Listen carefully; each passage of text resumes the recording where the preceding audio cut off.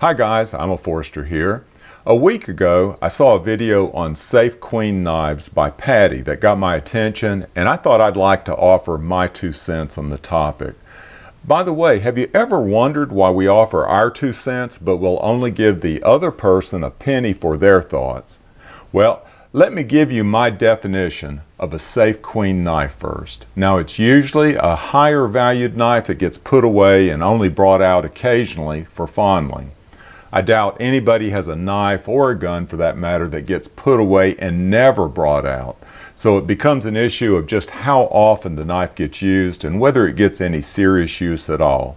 Now, I'm going to start with a knife that's obviously not a Safe Queen. It's my Spyderco Delica, and it might be my most used knife of all.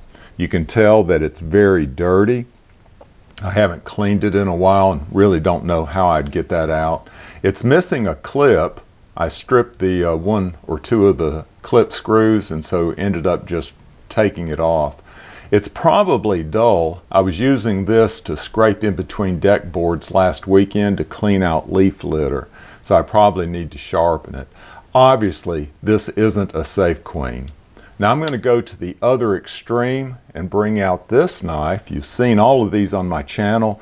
This is the Klotz Lee Walker 05, and this is the best example of a Safe Queen knife that I own.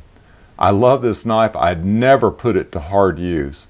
I carry it very infrequently. Why? Well, I love both its very unique design and the precision that it's made. I don't want to put a single scratch on it, and I would challenge you to find a scratch on this knife. So it mainly comes out of storage only for fondling purposes. Definitely not a Safe Queen for me. Well, if that Klotz Lee isn't a Safe Queen, how about this Klotz Lee? This is the Klotz Lee Sarah. It's just as well made, although I don't think it has as unique of a design as the Walker 05. But this knife falls into a category of Sunday go-to-meeting knives that I carry. It's not a Safe Queen, but it definitely gets light use. I'm not going to be scraping deck boards with this beauty. Now, I'm going to throw you a few curves in this lineup of knives. So what I'd like for you to do is comment below which knives surprised you. Now, here's a knife that everybody will recognize, the Reeve large Sebenza. This one has rosewood inserts. Now, is this a Safe Queen or not? I doubt that you're going to find a single scratch on it. It does get carried more than that Klotz Lee Walker 05, but even if I put it to hard use, I could always send it back for spa treatment, and it would be returned as good as new. But I definitely classify this knife as a Safe Queen. It comes down to one thing. If I'm cutting carpet, which knife would I reach for? Well, it's definitely not this one, and to be honest, it wouldn't be any of the knives that I'm going to show you today. Okay, this one's going to be an interesting knife. This is the Artisan Kuta Leol, and I probably butchered that name. You can comment below on how you would pronounce it. It is a fingerprint magnet, I will say that about it. But is it a Safe Queen or not? Now, I bet this knife is going to fool most of you because it gets as much, if not more, use than any knife in my collection. That's because I've designated this knife as my steak knife. So when supper time rolls around, as it often does, this knife is usually by my side. Now, in a steak knife competition, I don't know that this knife is going to win any blue ribbon, but it's my excuse to pull out this beautiful knife often. So no, it's not a Safe Queen for me. Now, here's another knife that might fool you. And I just picked up the wrong knife. Here's the one that might fool you. This is my Microtech SOCOM Elite. And this is a recent purchase. I've reviewed it just recently as a near grail knife to me. I've wanted this knife for a long time. It's a dedicated tactical blade for me. Now, I hope that I'll never have to use it, but the question is, do I carry it? You know, I carried it often in preparation for my review, but since then I've probably only carried it once or twice. Why? Well, it's a heavy-duty tactical blade that takes up a lot of pocket space due to how wide it is. You know, I would always carry something lighter unless I really felt like I needed the capacity or capability of this knife. And in those cases, I'd be better armed than just with the knife.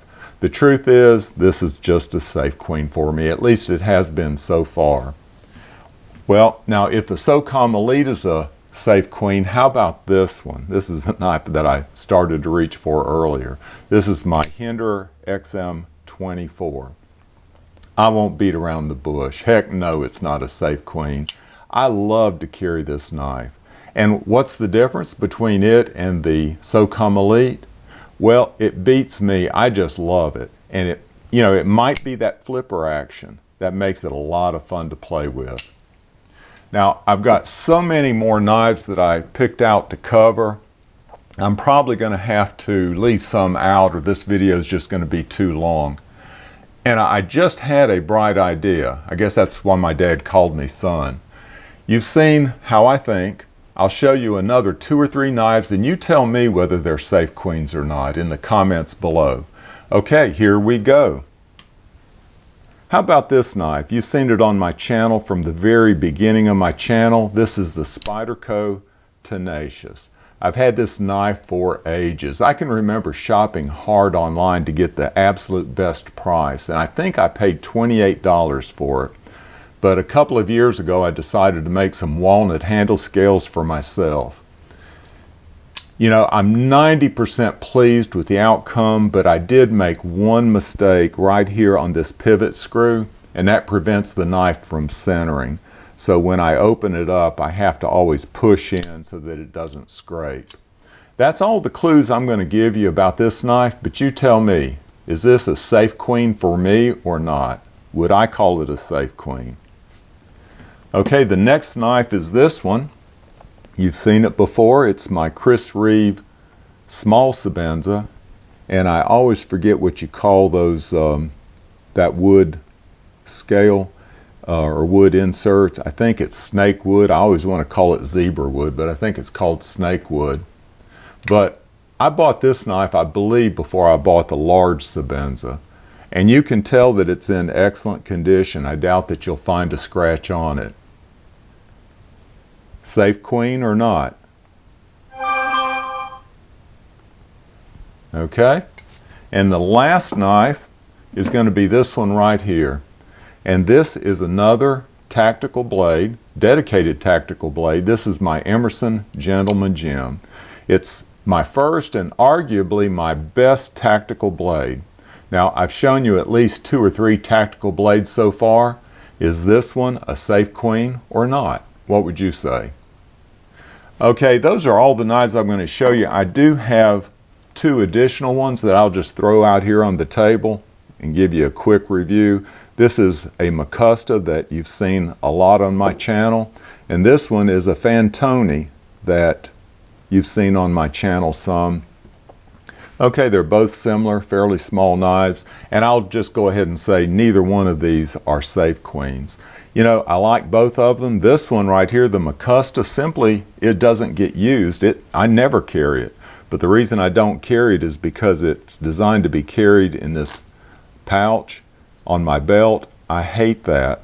And so as a result, you might say this is a safe queen, except the only reason it's a safe queen is because I hate that pouch.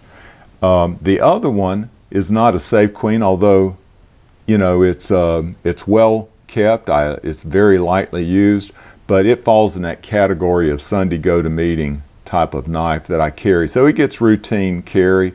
It alternates with 2 or 3 other knives, and so at least once a month I'm carrying it. It's not a safe queen. Okay, I've enjoyed making this video, and I hope you've enjoyed watching it. Comment below on any of the knives that I've shown you today, and y'all take care.